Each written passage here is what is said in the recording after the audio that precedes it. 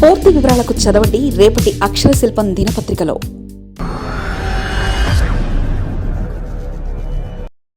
MLA అరవ Sridhar clean chit, ఆరోపణలపై విచారణకు త్రిసభ్య కమిటీ ఏర్పాటు, విచారణ ముగిసే వరకు పార్టీకి దూరంగా ఉండాలని ఆదేశాలు.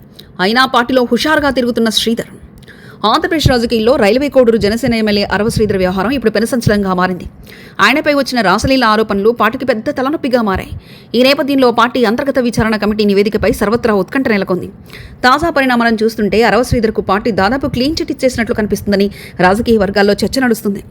గత జనవరిలో ఓ మహిళా ప్రభుత్వ ఉద్యోగి ఎమ్మెల్యే అరవ శ్రీధర్పై తీవ్ర ఆరోపణలు చేశారు. ఉద్యోగం ఇప్పిస్తానని చెప్పి తనను లైంగికంగా వేధించారని ఆమె ఆరోపించారు. దీనికి సంబంధించి కొన్ని వీడియోలు, వాట్సాప్ చాట్లను కూడా ఆమె బయటపెట్టారు. సుమారు 1.5 కాలంగా తనను భౌతికంగా, మానసికంగా వేధించారని ఆమె ఆవేదన వ్యక్తం చేశారు. ఈ వార్త మీడియాలో రావడంతో రాజకీయంగా పెద్ద దుమారం రేగింది. ఆరోపణలు తీవ్రంగా ఉండడంతో జనసేన అధినేత పవన్ కళ్యాణ్ వెంటనే స్పందించారు.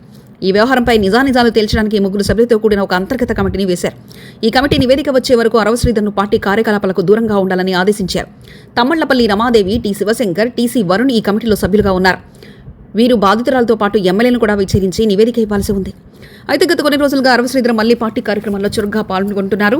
మొన్న జరిగిన జనసేన ముఖ్య నేతల సమావేశానికి కూడా ఆయన హాజరయ్యారు. పార్టీ కండువా కప్పుకొని మరీ ఆయన బహిరంగంగా తిరుగుతున్నారు.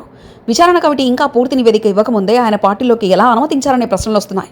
దీన్ని బట్టి వ్యక్తిగత అంశాలని పరిగణిస్తున్నట్లుగా తెలుస్తుంది. బాధితురాలు హర్షవీణ మాత్రం ఇప్పటికే తన పోరాటం ఆపడం లేదు. విచారణ కమిటీ తనను సరిగ్గా విచారించలేదని ఆమె ఆరోపిస్తున్నారు.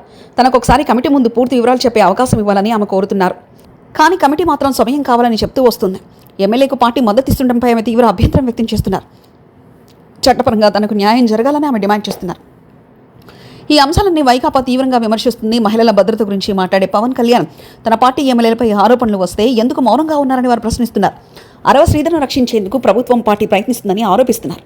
అరవ శ్రీధర్ అసెంబ్లీకి రావడం కూడా గతంలో వివాదాస్పదమైంది. ఇప్పుడు ఆయన పార్టీ వేదికలపై కనిపించడం రాజకీయంగా మరింత చర్చకు దారితీసింది. ప్రస్తుతానికి జనసేన పార్టీ విషయంలో ఆచితూచి అడుగులు వేస్తుంది. అధికారికంగా క్లీన్ చిట్ అని ప్రకటించినప్పటికీ ఆయనపై ఎలాంటి చర్యలు తీసుకోకపోవడం గమనార్హం. ఇది రాజకీయ కుట్ర అని అరవ శ్రీధర్ వర్గం వాదిస్తుంది. ఈ వ్యవహారం ఇంకా ఎన్ని మలుపులు తిరుగుతుందో వేచి చూడాలి. మరిన్ని కథనాల కోసం సబ్స్క్రైబ్ చేసుకోండి మీ అక్షర శిల్పం. పూర్తి వివరాలకు చదవండి రేపటి అక్షర శిల్పం దినపత్రికలో.